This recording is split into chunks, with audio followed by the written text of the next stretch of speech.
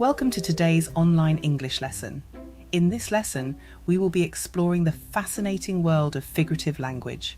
Figurative language is a powerful tool that writers use to make their texts more interesting and engaging. It adds depth and creativity to their writing, making it more enjoyable for the reader. Writers employ various types of figurative language to create different effects. Let's take a look at some examples. 1. Exaggeration. I'm so hungry I could eat a horse. In this sentence, the speaker uses exaggeration to emphasize their extreme hunger. 2. Personification. The gruff old bell was always peeping slyly down at Scrooge. Personification is when an animal or object is described as having human qualities. In this example, the bell is personified as being sneaky, even though bells cannot see. 3. Onomatopoeia. The buzzing bee flew past my ear.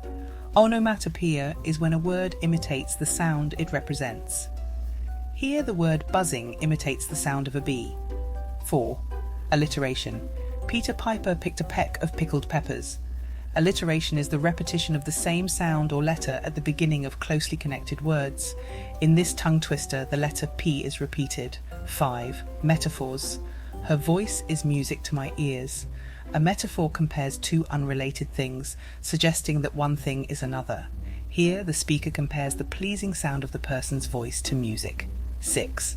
Similes. He runs as fast as a cheetah. Similes also compare two unrelated things, but they use like or as to make the comparison. In this example, the person's speed is being likened to that of a cheetah. 7. Imagery.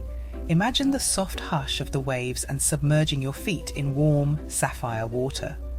Imagery uses descriptive or figurative language to create a vivid picture in the reader's mind. This sentence appeals to the reader's senses of sound, touch, and sight, painting a beautiful image of a tranquil beach. Now that we have explored the different types of figurative language, let's test your understanding with some questions. 1. What is the purpose of using figurative language in writing? 2. Give an example of exaggeration. 3. Define personification and provide an example. 4. What is onomatopoeia? Give an example. 5. Explain what alliteration is and provide an example. 6. Compare metaphors and similes, giving examples of each. 7. What is the purpose of using imagery in writing? 8. Give an example of imagery that appeals to the senses of sight, sound, and touch. 9. How does personification bring objects or animals to life in writing?